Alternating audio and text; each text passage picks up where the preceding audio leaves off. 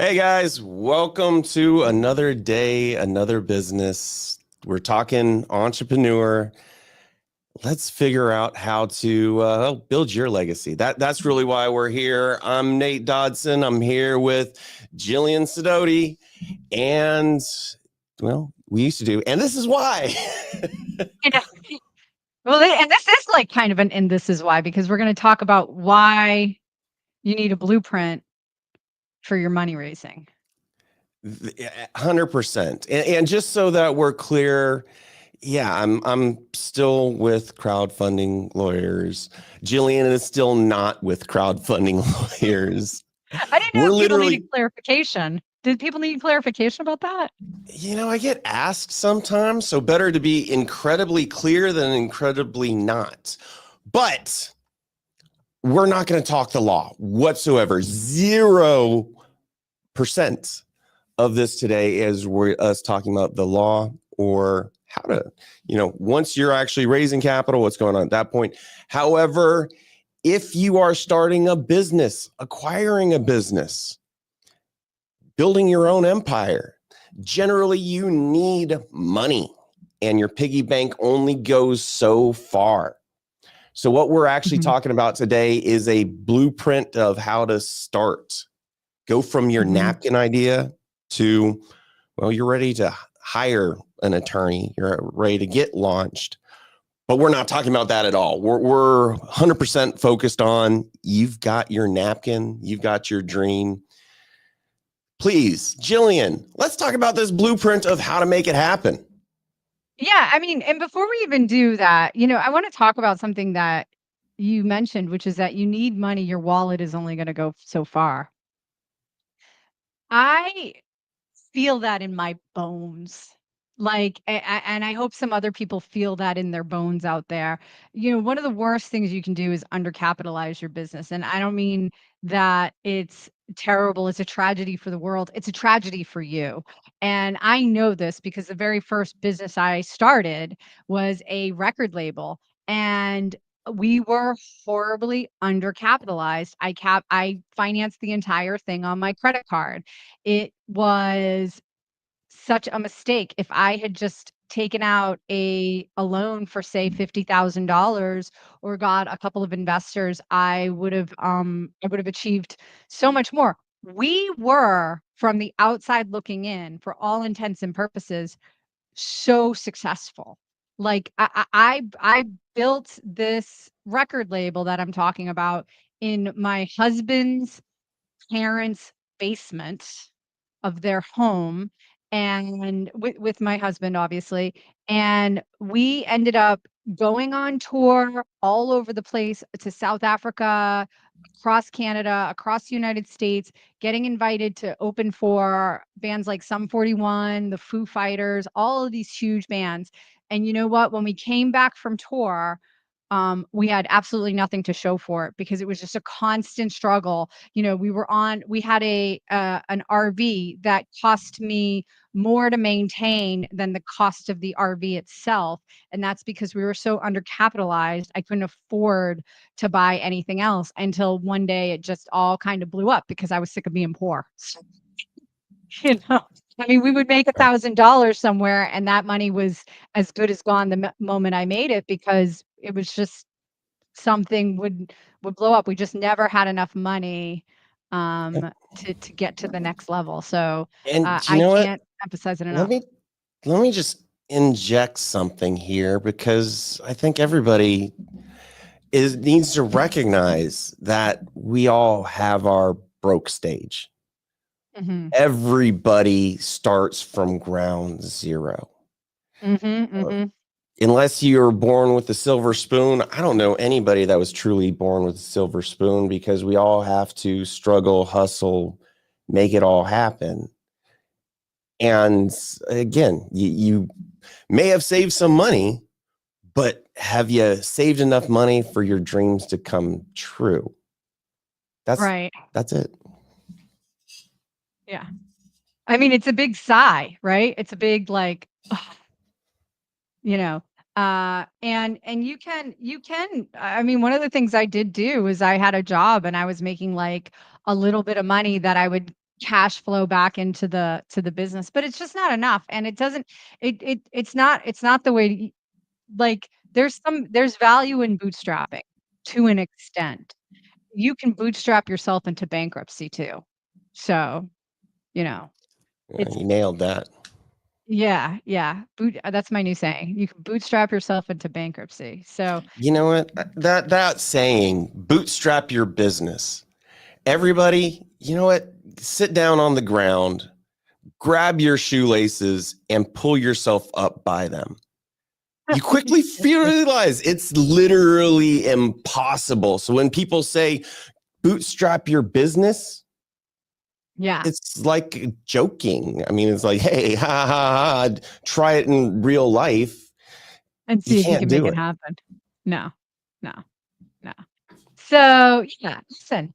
But that's not what we're going to talk about today. We're going to all make the assumption out here that you guys are not going to bootstrap. You're going to do right by yourself and right by your business and right by your dreams and capitalize properly. Now, capitalizing properly doesn't mean you just go out and start asking people for money, or you just start, willy-nilly applying for loans.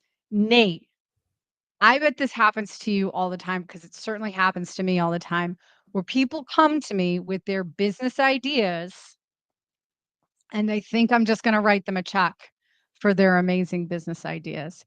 Like, they come and they pitch me and they're completely unprepared. Uh, it Man, must happen it's to me at least once a month. and at least on the law firm side, we have kind of a process, but Mhm. that process really it's to focus on the legal aspects. It's not to focus on the business aspects of how to get things launched. But everybody thinks that, oh, I've got this napkin idea. I have this super ugly pitch deck that Yeah. makes sense to me, but in all reality, ain't nobody going to buy into it.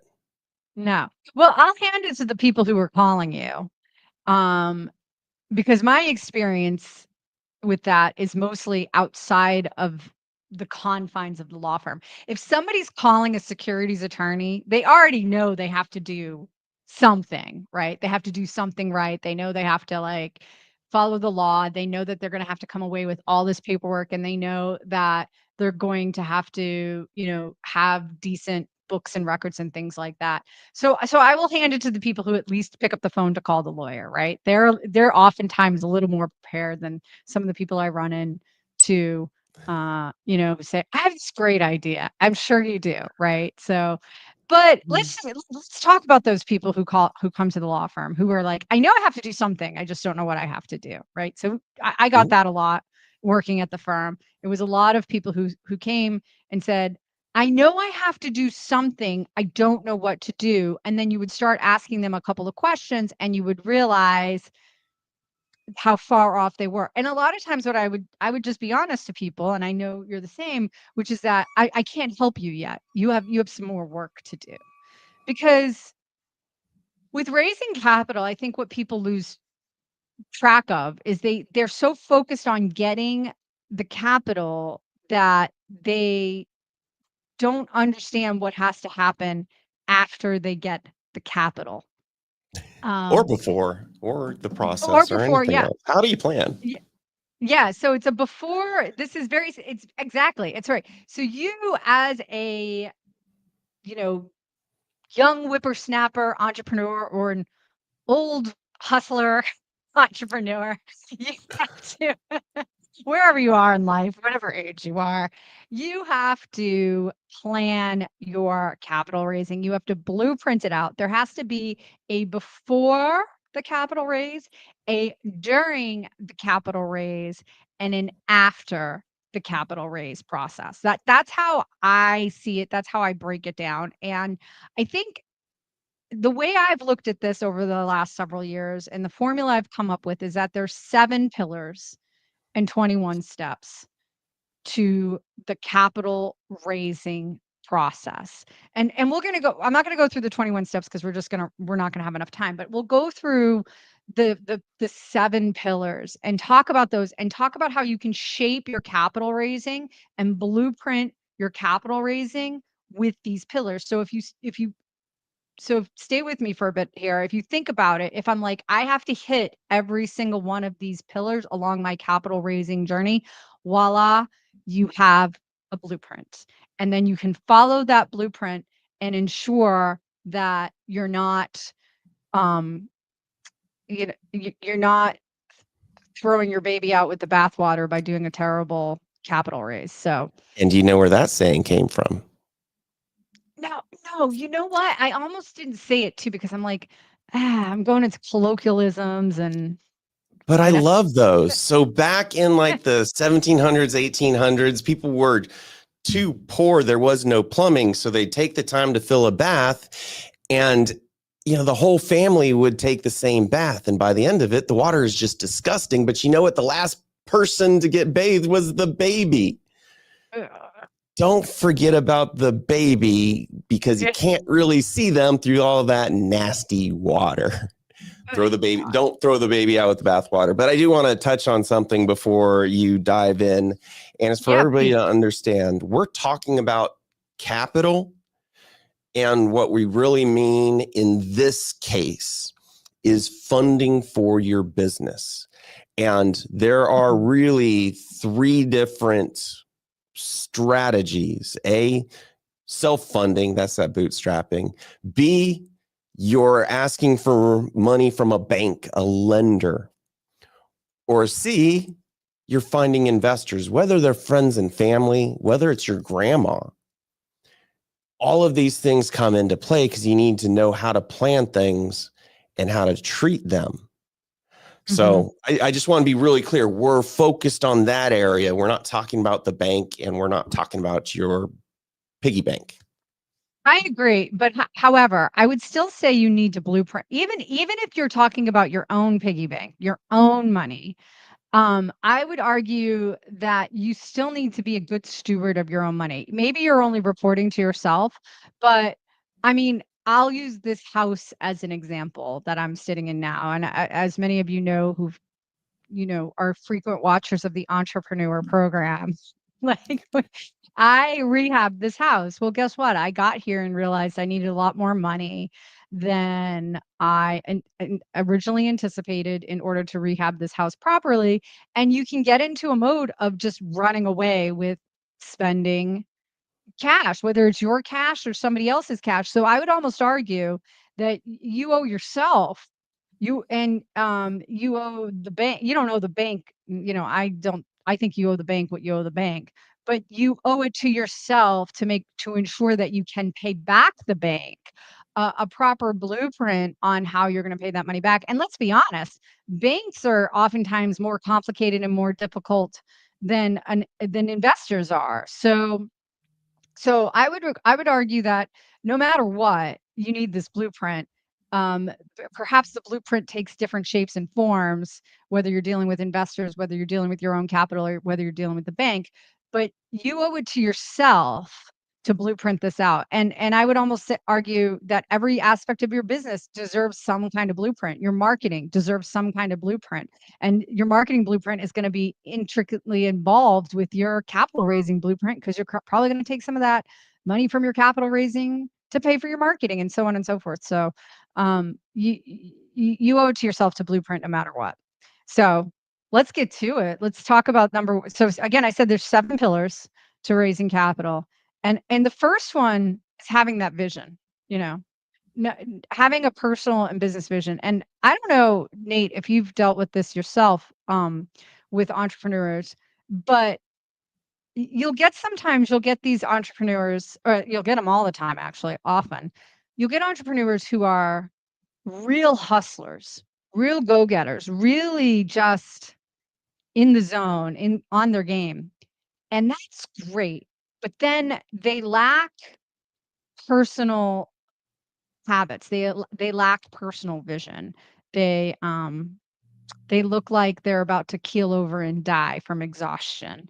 And so to me, part of your business vision your business vision has got to align with your personal vision. You can't sacrifice your personal vision for your business vision or for your investors, you have to know exactly what you want, because what I've seen happen is those people who are the super, motivated, hustling, energetic people who don't have a personal life or don't tend to their own needs end up losing steam and having, and end up ditching their investors. So I always like to see an entrepreneur who has not just personal business vision, but personal vision as well. And to connect this to running a business, I'm listening to you and I'm thinking about the EOS, the Entrepreneur Operating System, something else entirely, but that person is the visionary. They're creating the plans. They're running forward. They're kind of like me. And one of my big downfalls is I create a lot of problems in my wake. But that's why I have to have a team to keep it in line and keep everything moving forward and not dropping the balls. So having the visionary is so unbelievably important, but it's also just as important to have your plan, have how you're going to make it happen. And as you can afford it, have the right people to make sure that you don't really ruin everything along the way. Absolutely. Yeah. I mean, you cannot, I'm a solopreneur right now. I'm doing everything myself. I don't have any employees, and that's more of a personal choice than anything else. But sooner or later, based on some of the things I'm doing, but some of the things you and I are working on together, I'm going to have to change that soon, because I worked until 8:30 last night, and that's not, sustainable. So even if I unload some of those personal life things, like going to get my car washed or getting the groceries, those are things that you need to make sure that you have the proper team around you. And maybe your proper team is your spouse, but you have to have a team, and the team has to be a healthy team. And that's so funny that you said team right away, because that's actually step one. Number one is figuring out where your goals are, and number two is getting the team together to execute. And number three is then having an entity that takes all those things together. And for some of you out there who are watching this right now, you're like, Jillian and Nate, this is so basic. I know I need an entity. You'd be surprised. You'd be surprised.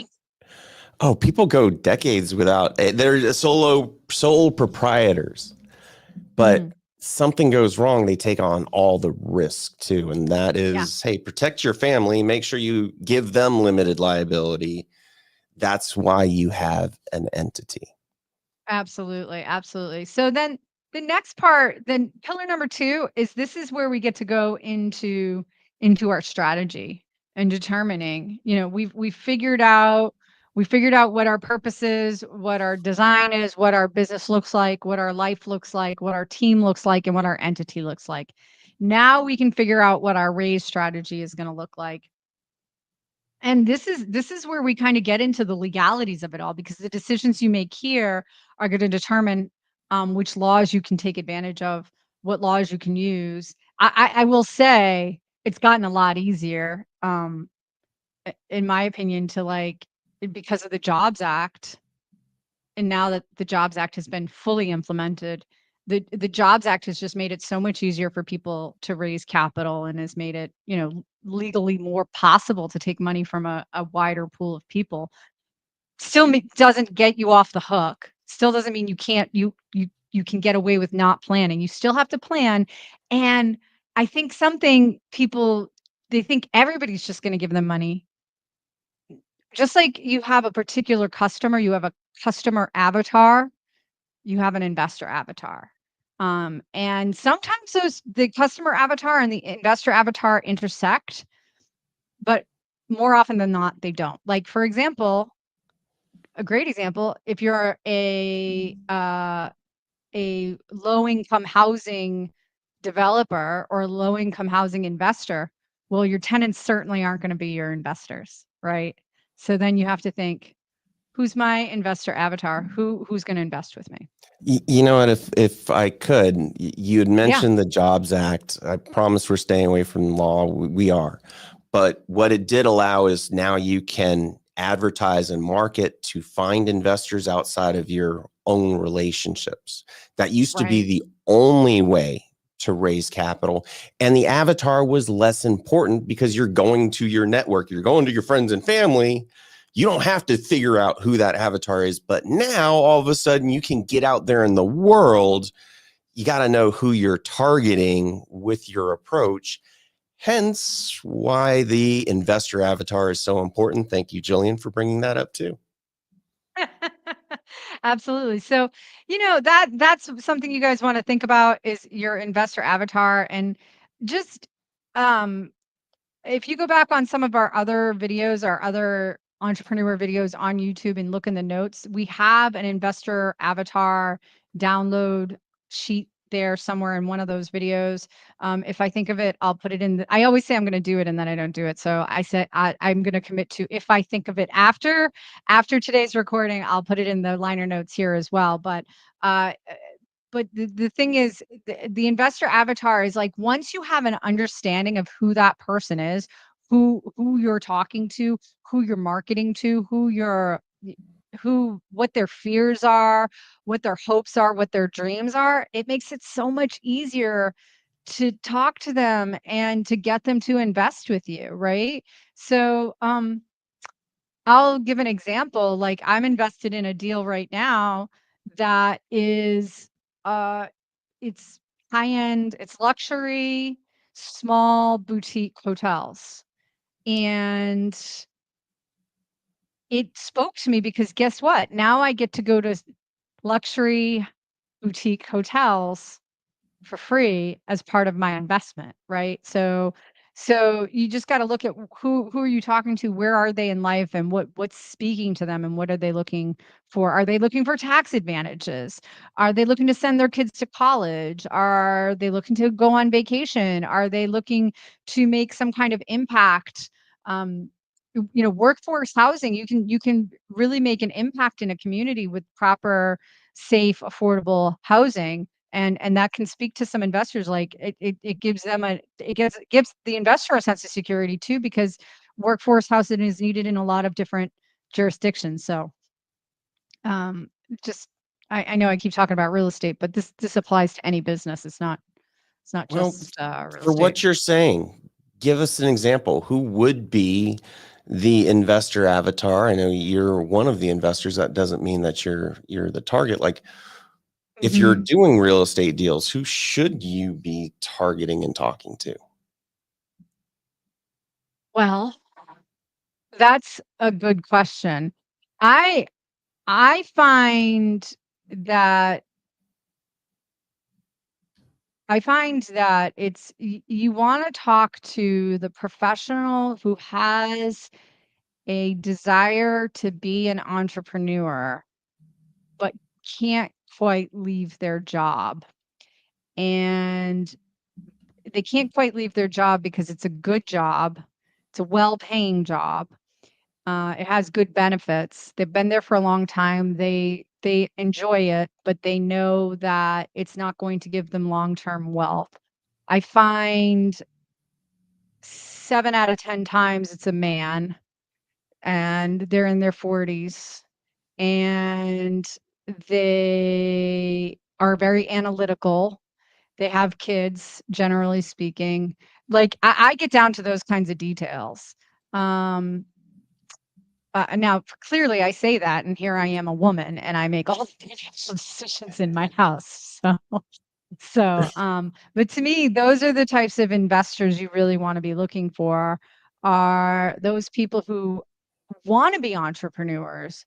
They can't quite get themselves there. You can help them live that dream of being an entrepreneur in an environment that is teachable and understandable. And I think part of your strategy in that, which we'll get to in one of these pillars here, part of your strategy in that is to really speak to them in a way that where you're educating them while also giving them a pathway to write you a check. You know what? So I'm going to go ahead and apologize to you. I have my opinions. I have so much to say about this as well, but we're just burning through time. So I'm actually going to oh, shut up, maybe even hide, so that you No, can actually, I no, mean, you have like 5 more pillars. We've gone through 2. yeah. Investor offer design. I know, but I mean, we could do several weeks on this because remember, there's 21 steps. We could break each step down too. All right. So number 3 is investor offer design. This is where you're really coming in and you're doing your numbers, right? You're saying, what do my numbers look like? Here's the big mistake everybody makes. And you can relate to this because people come into your office and they make this mistake, and then you have to course correct them, which is that they offer more than they can afford to pay because they think that's what the market demands. Whenever you're looking at what the market demands instead of what your deal can actually pay, you've already failed. So, Don't give away the farm. At the end of the day, I no. explain it as like you have to live to take care of your family, keep your lights on. If you give everything away, you're stuck. It's beyond that though. It's also like offering, like I had a deal recently that I invested in. It was a real estate fund. I invested them. I'm just gonna say it. I invested in a fund that I invested on off of CrowdStreet, and we didn't even get our money back. They offered a 15% preferred return and a 50-50 split. We didn't get anywhere near that. And I probably shouldn't have bought it. I know better, but I bought it because it was on CrowdStreet and they seemed like a reputable fund, and it turned out not to be true. So, like, yeah, if I had even gotten my money back, I'd still be pissed off, right? Because I got some of my money back, but I didn't get it all back. I'd still be pissed off because they didn't do what they promised they'd tell me. They promised that they would do, which was that they were going to give me 15% return on investment. So, these are the risks you run, is that you have people like me going around and telling on you later. Well, we don't need to name and shame, but later on, I need to make sure I avoid them too. Yeah, no. Oh, please. I'll name and shame all day long. I'm sick of this. Sick of these people who promise and don't deliver. Sick of it. You all should name and shame. It's a new rule. New dawn, new age. All right. So this is, yeah. So investor design. Now you have to figure out what you're going to offer your investors, and can you and you can only offer them what you can afford to pay. And it shouldn't be what you can afford to pay. It should be under that, right? So that you can always make sure you meet it. So this is where we're talking. You're figuring out who you are, what you're going to do, what your capitalization table looks like, how are you going to leverage with debt versus equity. You figure all these things out, and then we get to pillar 4, and this is where we really start building the brand. Now I know I have these in like steps, and there is an element to truth to the steps, and there's a limit, there's there is an order to this, but that's not to say that these can't be done in tandem with each other. A lot of times, like, you could be building your brand while you're still figuring out your offer for investors, for example. But this is where you're going to start building your brand, building brand awareness. And we talked about educating your investor. Some of your brands, like the real estate brands, or at least some of the real estate brands, some of those brands are really going to be, you're going to be successful in raising capital when you educate your investor. And um you know I talk yeah. so much about this brand awareness and building as something that you have to start 6 months plus before you Yeah, ever even think about accepting a it's so dollar, true. because you Yeah. have to have your website, you have to have your brand, but at the same time you want to be building momentum, letting the world know, letting social media, Facebook know what you're doing, why you're doing it, make sure that everybody is interested, build that know, like, and trust. Yep. That's ultimately who you're going to be working with. Yeah. One of my favorite campaigns of all time, I don't know if you remember this. One of my favorite campaigns of all time was just right after the Jobs Act passed, and Fundrise did a Regulation A, and they built up all this momentum towards that Regulation A. And then when the Regulation A finally went live, they sold out of it in like 48 hours or something like that. And it wasn't, Crazy. they only sold like, they did some crazy thing where they were only selling it in tranches. So they had like $1.5 million tranche, their first tranche, or $5 million. It was not $50 million, but they had a low number tranche. They put it out there, And I'm telling you, they put it out there on some odd date too. It was like December 27th. Right? So it was in the middle of the holidays. They sent out an email to their list in the morning saying, "Okay, we're now open. We're taking subscriptions." And it was like either the next day or that afternoon, they said, "Oh, we're sold out. Sorry, you'll have to come back some other time." So, to I me, mean, that that's was one of brilliant. brilliant. It was brilliant. It was absolutely amazing. And it wasn't some amazing offer either. It wasn't like 15% preferred return. It was literally like 5% note or something like that. It was something silly. However, they were creating that carrot, building Right. that excitement, and then Yeah. by releasing just a little bit, creating that FOMO, fear of missing out, like Mhm. altogether. Like that's brilliant, and everybody needs to be thinking about similar strategies. Yeah, absolutely. Yeah. So I'm going to just address this comment right here before we get into pillar number 5, which is how long is this private money blueprint going to be on? I don't know. Are you bored? I'm sorry. No, I'm just joking, Charlie. We're going to be, We may have to go we're going to beyond be, the hour, but I'm yeah, game if you are, but it's up to yeah. you.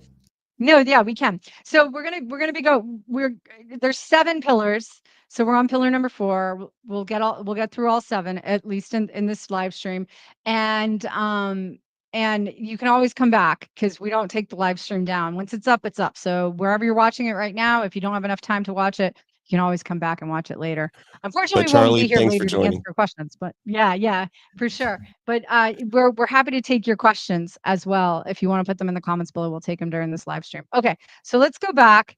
And so this is, yeah, you're going to build and you're going to start creating content around that brand. And this is where you're going to develop your social media. You're going to develop your website. And you got to feed the beast, guys. This is you have got to feed the beast all the time. So now that you have your foundational elements done, you have your brand, you started doing some free investment engagement, you've created your website. Now what you're going to do is now you're going to actually go in for the kill, I suppose. You're going to go in and you're going to ask, you're going to engage and say, "Now we're ready for you to invest with us." And this is where you get to pitch them.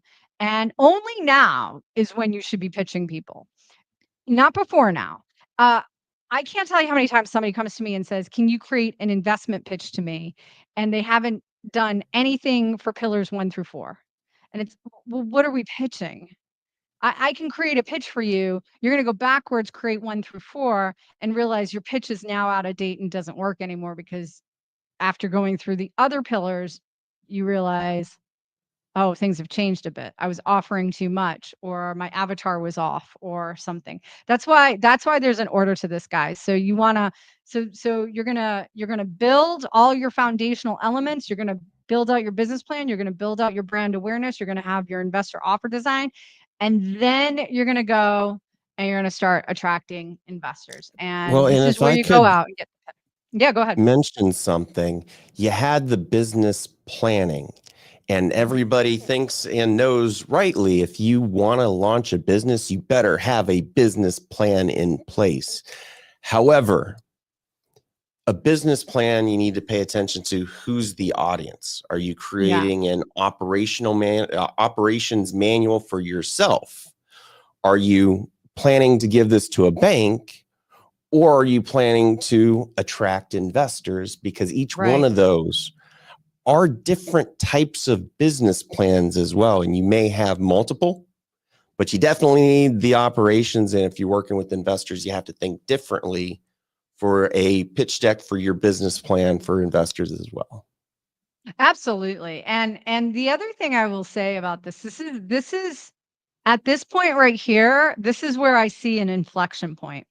This is where I see people who are like wildly successful with raising capital, kind of, all I can envision, all I can envision is like one of those old movies where you see like one of those car, 1970s cars whipping around some mountain corner, and then the next scene is a matchbox car falling off a cliff. Like, you know what I mean? Like that's their Oh, yeah. special effect. That's that's That's how I envision this next part. This is the inflection point.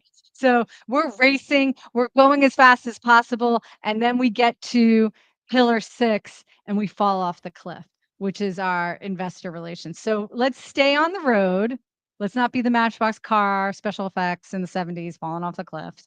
Um, let's stay on the road. Let's have a nice Sunday drive. And what I mean by that is you can't just race away from your investors once you get their money. You have to have a strategy of relating to them, because you'll never raise money again if you don't. I have had deals where I have invested and I did okay and everything was fine from a getting my money back perspective, but the sponsor or the manager had me so nervous because of their lack of communication, I never invested again. Right. So, like we want people to be happy, not just because of the returns they're making, but because of how we're treating them after we get their money. So you really need to be mindful of that, thoughtful of that. And this is where we come in and we manage our investor expectations appropriately. We report to them. If you tell your investors you're going to report to them once a quarter, then by gosh darn it, you should report to them once a quarter. And it's and if you know yourself and you can't get, I've had this happen where people will commit to reporting once a month and then they get too busy and they forget to report to their investors. Well, you set that expectation. If you're going to set that kind of expectation, then you need to live up to the expectation. The other dangerous thing people do is, because then investors will come up with their own expectations, is they don't set any expectations. They don't say when they're going to report. They don't say when they're going to when they're going to give out distributions, or when the tax returns are going to be filed or anything like that, or they and that's going to upset investors as well. So, yeah, set expectations And appropriately. along those two lines, I mean, I just have two rules that I like to live by. Both be regular. If you say monthly, I would never recommend anybody say monthly, I don't but make either. sure Yeah, it's but monthly. yeah. Quarterly, make sure you're actually doing quarterly. And I think that's kind of the most reasonable. But the second thing is transparency. I Mhm. don't care if things are going amazingly well or god awful horrible. Be transparent and be honest with your investors. Be Mhm. honest with everybody, but especially your investors, because at the end of the day, you're trying to keep them from making assumptions and thinking you're just stealing their money, when in reality you're struggling so hard. But it's some things sometimes in the economy or otherwise, it just makes challenges. So I haven't heard from this investment that I invested in for a couple months now. And one of the other people who invested with me said, "Hey, can you find out what's going on with this investment? I haven't heard anything." And I said, "Yeah." And I dreaded it. I didn't want to do it. I was like, I don't even want to call. I'm afraid of what I'm going to hear. I don't want to hear it. And so I call the person in charge and I go, I'm just check and see what's going on, how things going. And she's like, "Oh, they're going good. They're going good." I said, "All right, well, the crew would like to hear from you." And she goes, "Well, you told me to call you if we were getting foreclosed on, and we're not getting foreclosed on." So, Okay, great. okay, so okay, all right, fair enough, fair enough. But I mean, still, you don't want to do that. Don't do that either. I do have one deal that I'm in Ohio. I've been in this deal for like 10 years now. At least 10 years. I think it's actually been 11 or 12 years. I've been in this one fund for 12 years now, and they said straight up front, "We will only report to you once a year." And they do. And that's it. They report once a year. But see, here's the thing. When I don't hear from them all year, I don't get upset because they set the expectation appropriately. I don't get nervous. I don't think something's wrong. They set the expectation of, "We're only going to report to you once a year." That's it. So, what am I going to do? I think it kind of comes down to that, still that know, like, and trust, and emphasis on the trust. If Right. you can't respond, they don't trust you and they're afraid. If they think that you're hiding things, they don't trust you. Investors are Mhm. afraid. Yeah. And a scared investor is a problem whether or not things are going well. A scared investor is a dangerous investor, right? And I've been that scared investor, and I become very dangerous. I'm educated. I know better, right? It doesn't matter. Doesn't matter. Well, So worse still, you scared also know investors how dangerous. to become scary. That's one of Yeah. your benefits as well. Hey everybody, I just want to remind you, if you have any questions regarding this live stream, you can put them in the comments below and we will get to them during the live stream and maybe even after the live stream. So go ahead and comment no matter what time you're watching this. Okay. So let's get to the next one, which is the scale and harvest strategy. Look,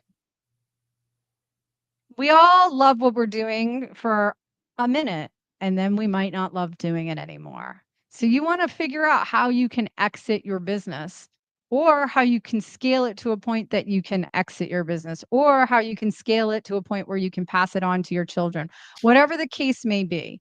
The worst thing I think you can do for your business is to just let it die.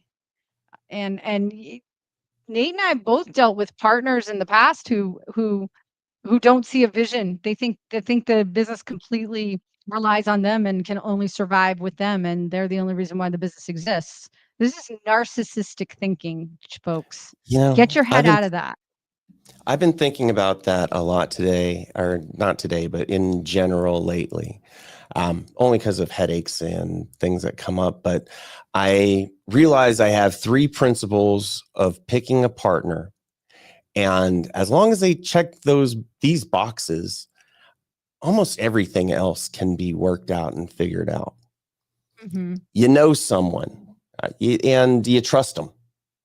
Yeah. Are they honest? Number two, are they loyal? Are they going to go behind your back and make some side deal or try to figure out some way to, put the screw on you?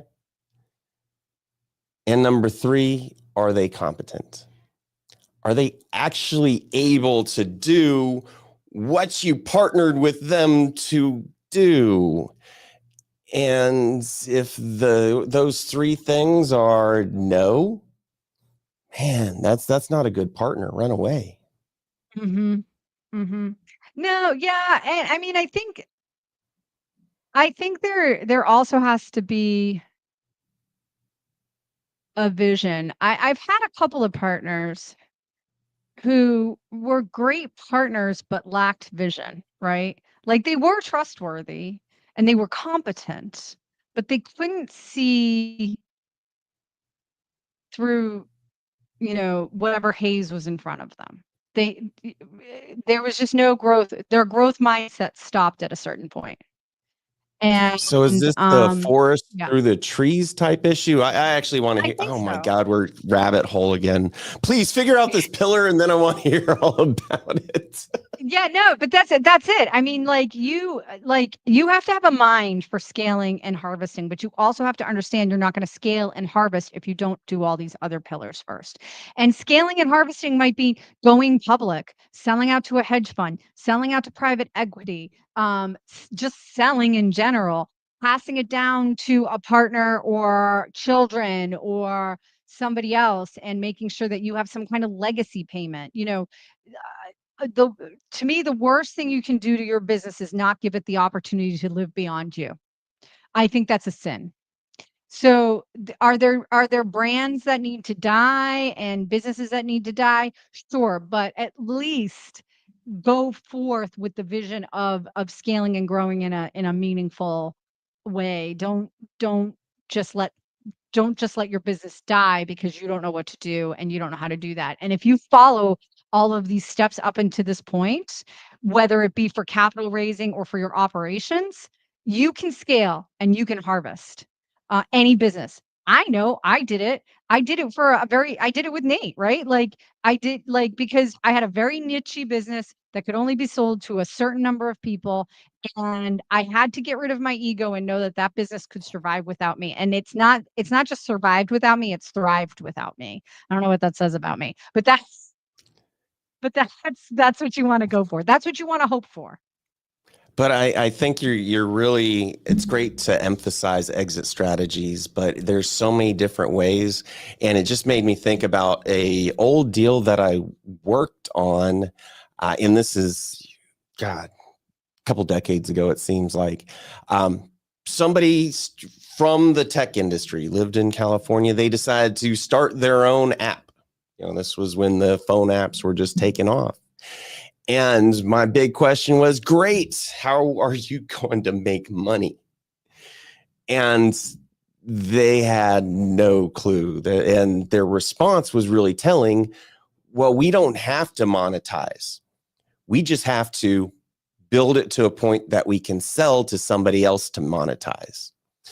They were literally asking investors for money, but they had no expectation of ever creating a cash flow, creating profits, or even making money at all. Wow. They were just hoping for an exit. And I was just like, oh my God, this is insane. But it at least was an exit. And they funded it accordingly, AKA they failed with funding it. But they did have a plan there in place. And that was strangely to not make any money. Wait a minute. So did it all fall apart? It fell apart? They actually did get their app launched. They did actually end up selling it too. But they broke even, which I would call a massive win for what they did. But they were just That app is envisioning called this Candy sell. Crush, everybody. No, I'm just joking. And Oh that my app God, it's so was, true. yes.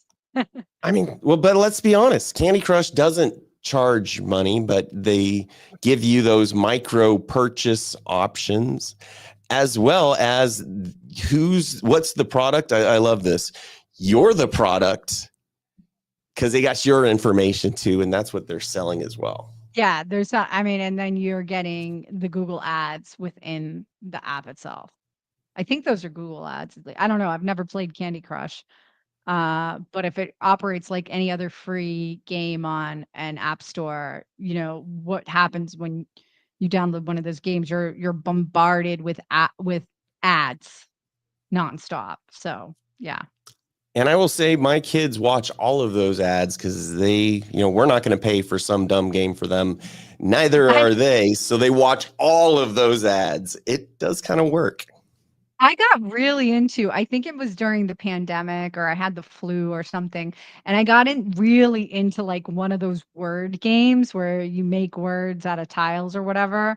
And Like yeah, Scrabble. it was it wasn't Scrabble. It was just like it would give you like 5 letters and you had to make as many words out of the 5 letters as possible.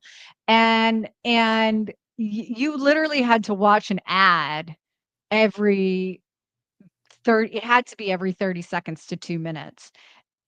And I really think about like all the time I waste. I could have probably just paid the 99 cents and got rid of the ads. The amount of time I wasted watching ads. They made their money too. That alone is monetization. Yeah. Yeah.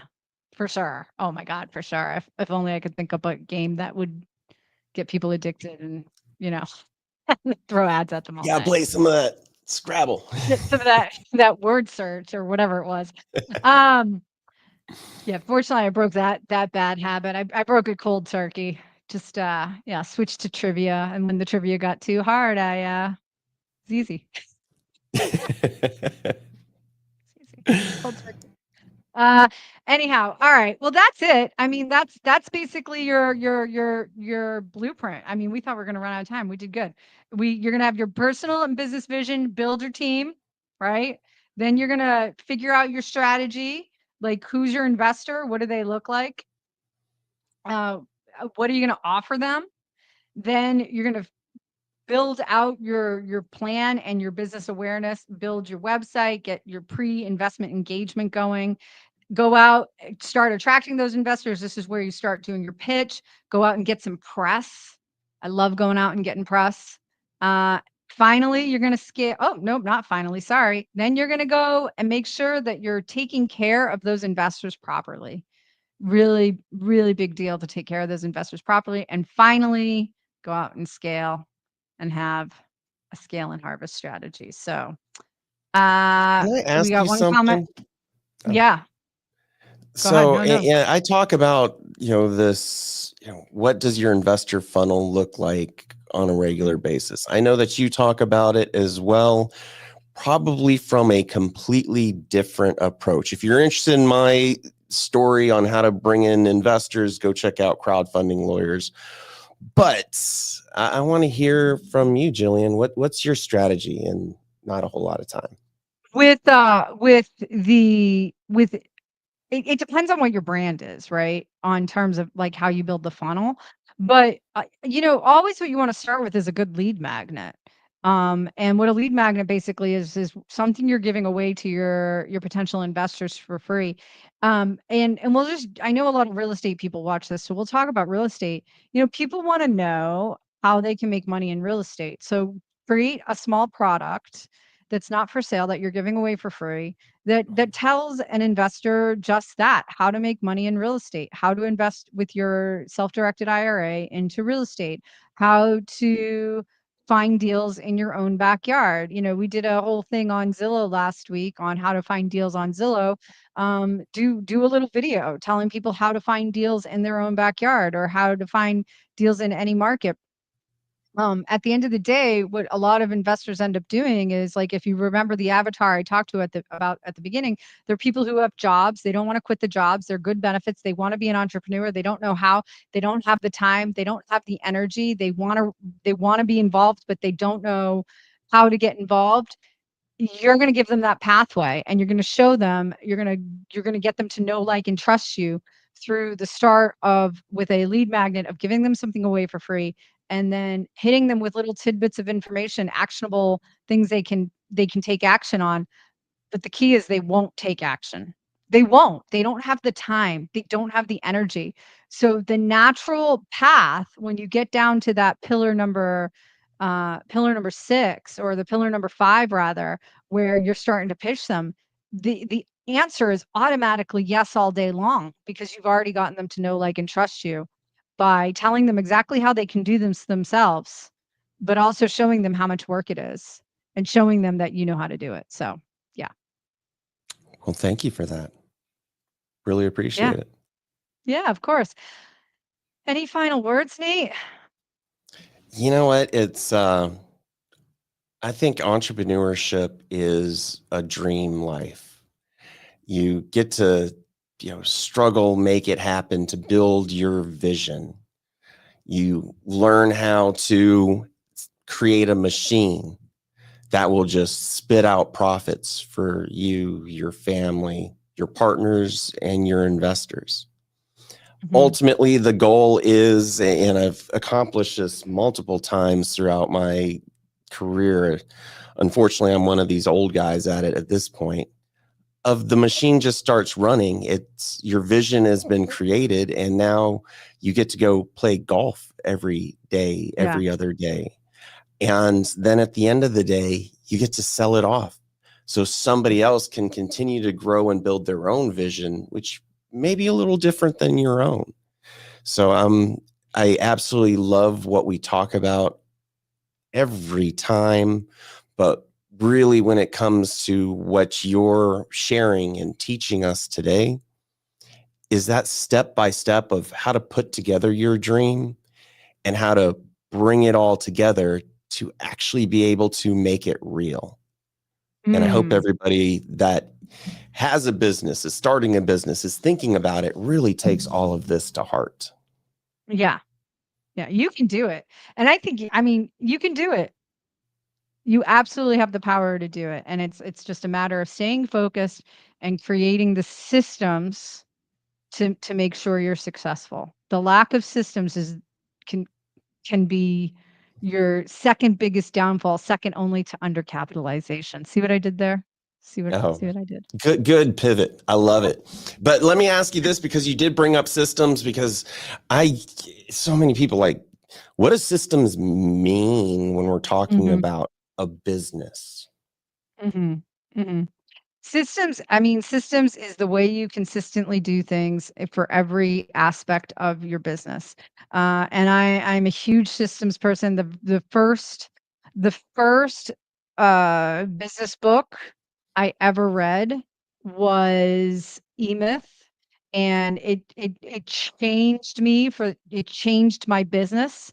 And it made me realize like you can't just do things for the sake of doing things without creating a system. I live here in Puerto Rico. My favorite restaurants are the ones that are consistent, whether they're consistently good or consistently bad. At least they're consistent, right? Like I know what to expect.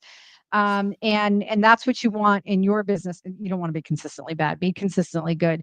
But it's the consistency that you have on which you carry out everyday tasks, no matter what those tasks are, whether it's sales, whether it's marketing, whether it's your operations, your bookkeeping, your payroll, your human resources. How do you consistently carry out those actions, and what are those actions, and do you have them formalized, and so that everybody knows what those actions are? And by formalize, you're talking about standard operating procedures, your Yeah, yeah. SOPs.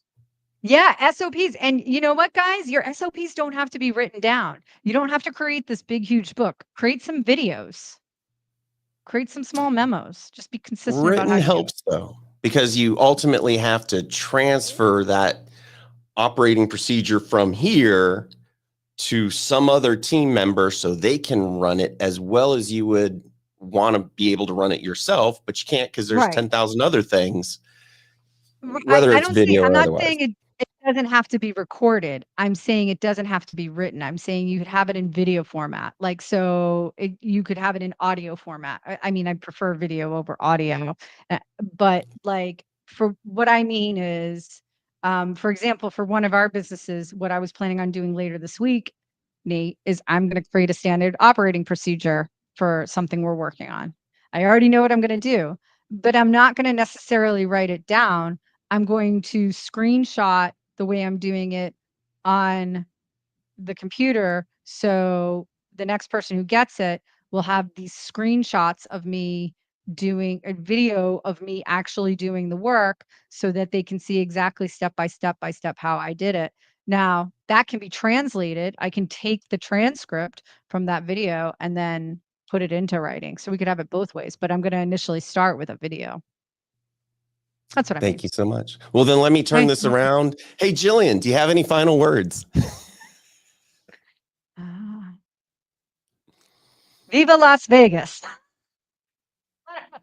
I like That's the it. first thing that comes to mind. All right, everybody. Have a great week. We will see you next week here on Entrepreneur. Bye.